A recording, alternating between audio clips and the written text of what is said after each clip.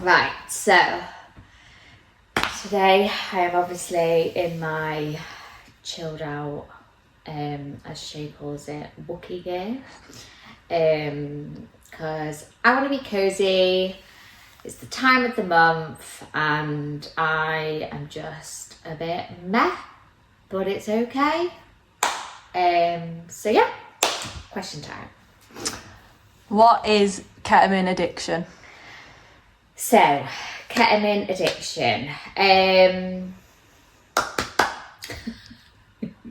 Okay, ketamine addiction is obviously, clues into fucking title, is that you're addicted to ketamine. However, what I want to discuss is really the effects ketamine addiction has on, had on me,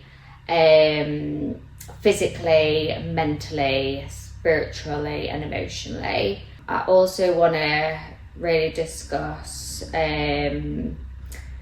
like how it became an addiction for me, and then also I was wanting to discuss about the signs.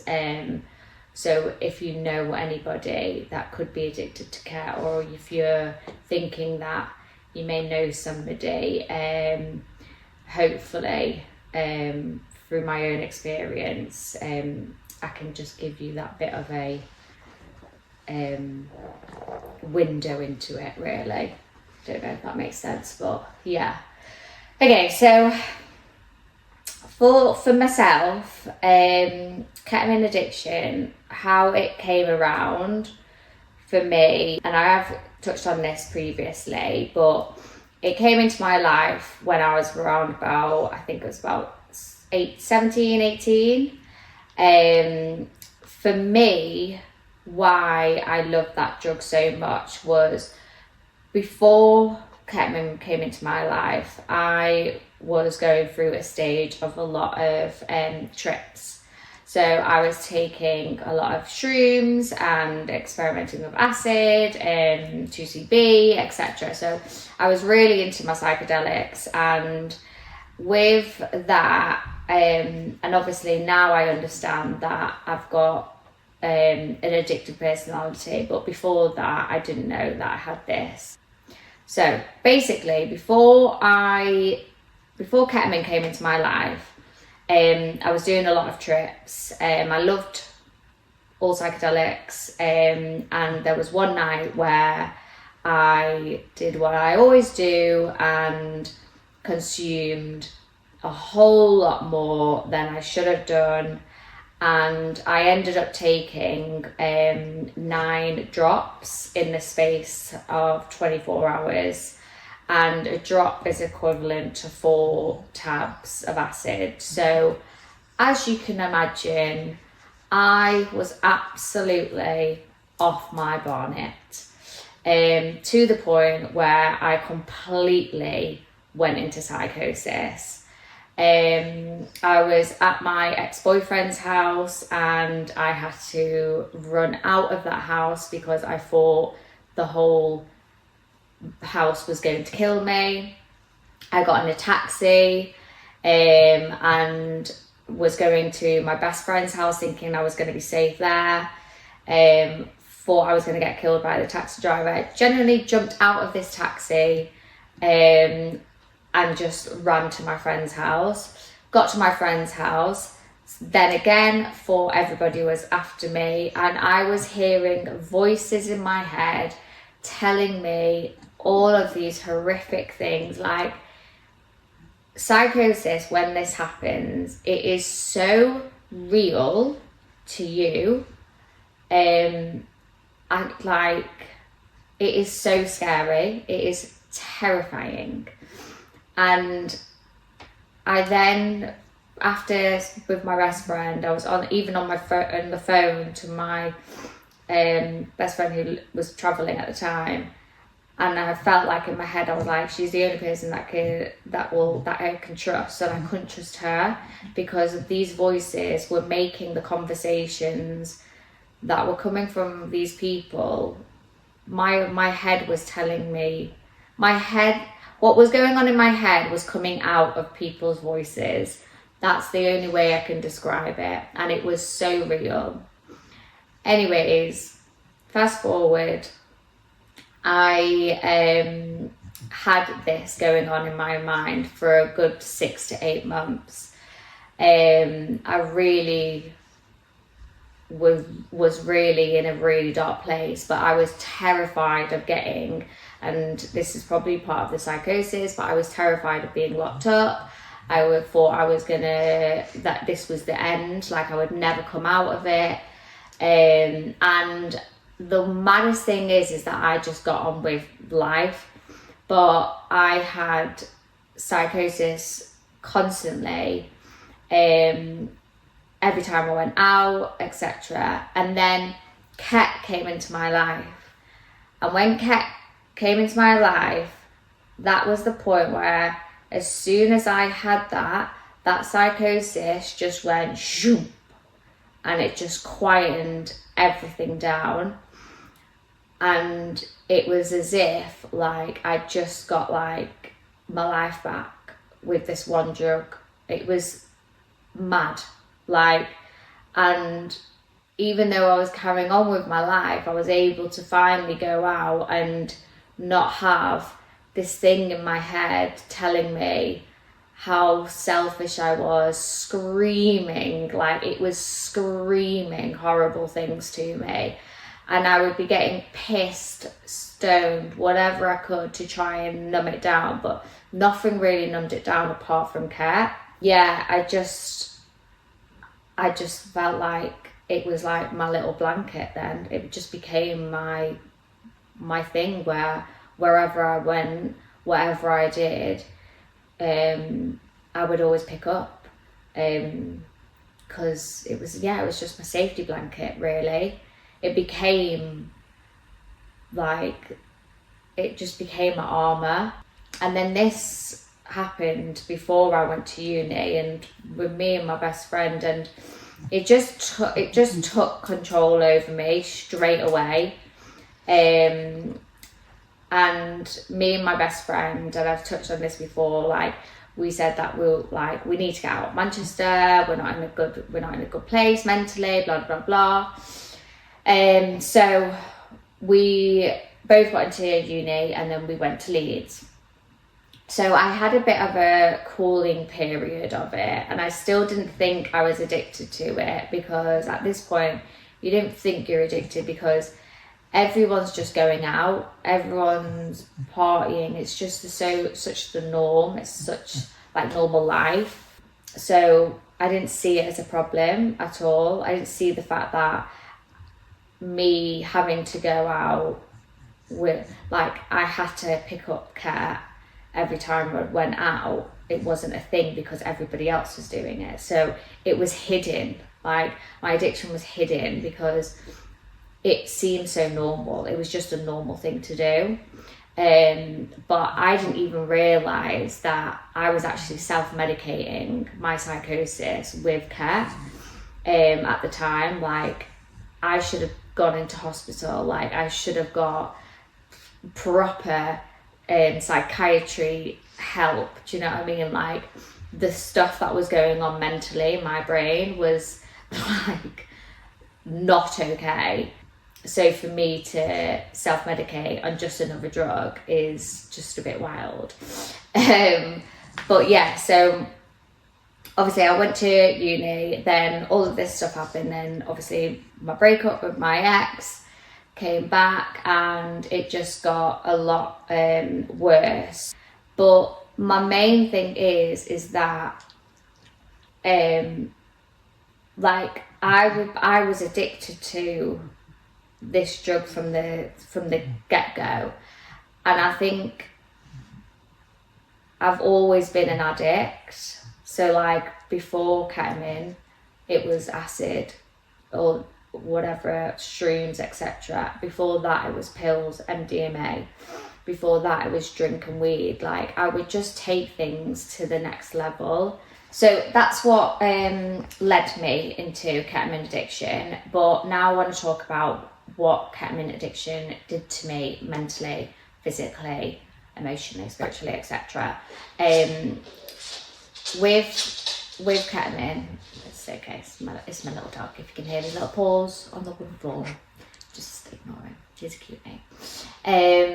So with ketamine addiction, for me, it completely broke me by the end of it. But it was obviously over a period of 12 years for me. Some people who are addicted to ket have literally like 2 years with the drug, and are completely like how I was at the end. Some people way longer, 20 plus. It's all different to the person. So this is just my experience.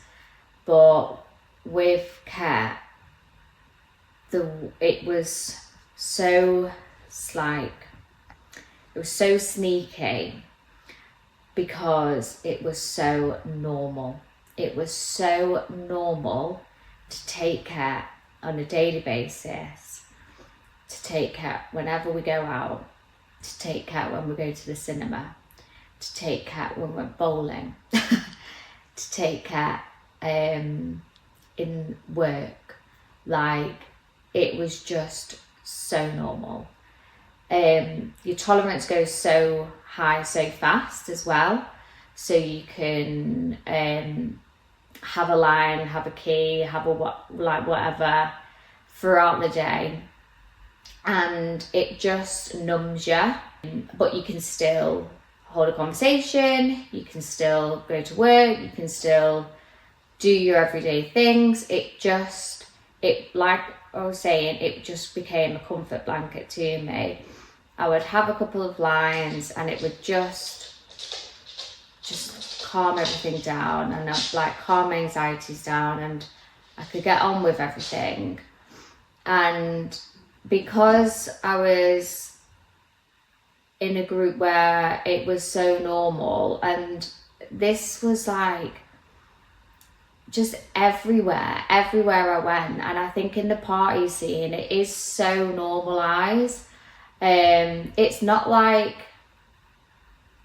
it's like, you know how in the like 60s, 70s it was psychedelics, in the 80s, or in the 70s, 80s it was like heroin, then it got crack, cocaine. Like, I feel like now the drug is ketamine, and I just believe like that is why it's so normal, because everyone's fucking doing it. Do you know what I mean? But then, because I was able to live this life where I was going to work and I was doing all right in my work, to be fair, the only reason why I stopped working was because of COVID. I didn't get fired from my jobs. I didn't get dismissed or anything like that. Like, the only reason why I stopped working was due to COVID. It's an external factor. So I would tell myself that it's okay for me to do this. Like, it's not affecting me. And there was somebody that was close to me that was getting fired from all their jobs, and I would use them as an example for me to say, well, I'm not like them. Do you know what I mean? I'm not ruining my life all the time. I'm not doing this all the time. I've got a job, I'm getting paid, and all of that shite. So I'd feed into my head that I was absolutely fine, and I would be able to take this daily, able to take this every time I go out. And then going out, getting absolutely obliterated to the point where I black out, I'd have no memory whatsoever. I'm getting told about my nights out by my friends, doing stupid shit. Again, normalised. Everyone laughed it off, do you know what I mean? And then I'd go to work on the Monday, good member of society, going to work, paying my taxes. So it was so, those two lives of being like yes, I was sniffing all the time, but I was still doing what society was telling me to do. So it made it so hard for me to even see that I was this addict, because for me, an addict was somebody on a park bench. An addict for me was somebody who was homeless, who had messed up their whole entire life. I was not that person. I had a really nice flat in Ancoats. I was having amazing times with my friends, and I still had relationships with my family, but take away all of that fancy nicey stuff, I was somebody who was lying to my parents constantly. I was stealing from my mum sometimes when I didn't have money to pay for my drugs. I was getting myself in grand's worth of debt and trying my hardest to do things where I would pay somebody this amount of money 1 week, and then I would get a payday loan to make myself be able to get some drugs for the weekend, so I was able to go out and get absolutely mashed. Then I would get another loan to pay, because obviously I wouldn't have enough money because I'd still need more drugs at the weekend, so I'd get more money out, then get another loan, and it would just be on top. Then I'd go to work and I would be, right, I need to hit these targets, because I need to get this commission, I need to do this, because if I don't get this commission, then I can't pay these people back, and I can't pay my rent, and I can't pay my bills. And whilst all of this is going on in my own head, no one else knows about this because everything's in my head and only I know about this, I'm putting this thing out to the world that, look at me, I've got a job, I've in a really nice flat, I drive a really nice car, I'm doing all this, I'm going out with my friends, I'm going to loads of festivals, I'm doing everything like that. But for me, internally, I knew that I was fucking drowning, and I ended up turning to things that I would never do sober, and I've done things to get money, and I'm not ashamed of those things because it was part of who I am. It was part of my life then, but I just know I wouldn't do that now. And so to be drowning that much, it takes such a toll on you mentally, constantly trying to chase yourself and trying to think of lies after lies to cover yourself and cover your own back and portray this fucking thing that it just wasn't even real. It's just so hard to keep on it, and then on top of that you've got your physical. So ketamine physically just absolutely destroys your insides, your kidneys and your bladder. God, there were so many times where I would wake up middle of the night with the most severe kidney pains and what we call cat cramps, and I would be in a fucking fetus position, crying my eyes out, holding my belly so hard and trying so hard to just let it push through, having to breathe in and out as if I was having a fucking baby. I was used to be sweating, and I remember getting taught hot water bottles. So there we go. It was right, for me to carry on sniffing, I would have hot baths. I would be able to sit in hot baths and still carry on sniffing because the pain wasn't there when I was in a hot bath. I would do hot water bottles, but I would still be sniffing. I would be drinking peppermint tea. I'd be having bread crackers instead of anything sugary, because all of these things would allow me to continue sniffing cat and continue living this fucking life, and continue just being in denial. And whilst all of that's going on, like my bladder is getting worse and worse and worse. I'm now at a point in my life where I was having to wear tenor pads to go out because I would basically just nearly piss myself, like constantly. I needed the loo all the time. Going to the club where I used to go out in White Hotel, like before we'd go out, I would be like, right, I could only have straight vodka or straight gin because any sugary drinks would set my bladder off. So that's constantly thinking in my head. Then I'd obviously have a tenor pad or just a normal pad on, and I would slowly release bits of piss so I didn't need to rush to the loo all the time. So you can imagine how many thoughts are going through my head just to continue living this life. So after like a few years of that, obviously the last couple of years was when it was really, really bad. Yeah, I just like completely broke, like physically, emotionally, mentally. Like I could not carry on the way I was doing because I was completely like, I was on my knees, like I was broken. And I feel like that is what ketamine addiction did to me and does that to so many people. But obviously this is my own story, my own experience, but it comes at you like, I can't even explain, but like, and the normal side of things and how normalized it is and how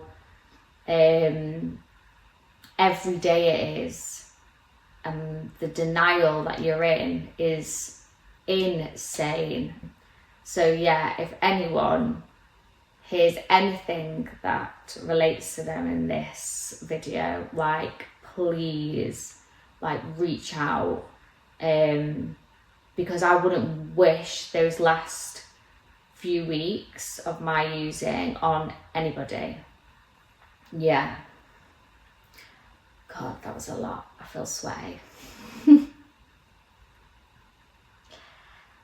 was a lot. Yeah, I'm okay. It's horrible. Like, it's really horrible.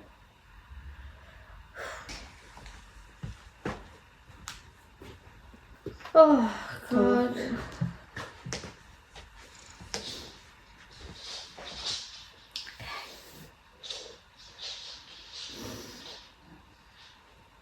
It was so horrible.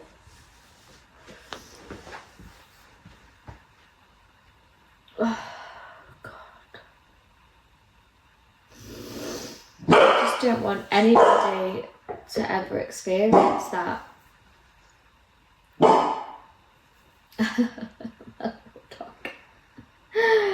Oh, God. Yeah. Yeah. Right, I'm okay. You lucky? I'm very lucky. Very, very, very lucky to get out of that. Never want to go back there. Oof, God, no. It's just like that it's the mind, man. It's the denial and that constant chasing your fucking tail. And then on top of that, the physical pains. Oh, God. Awful.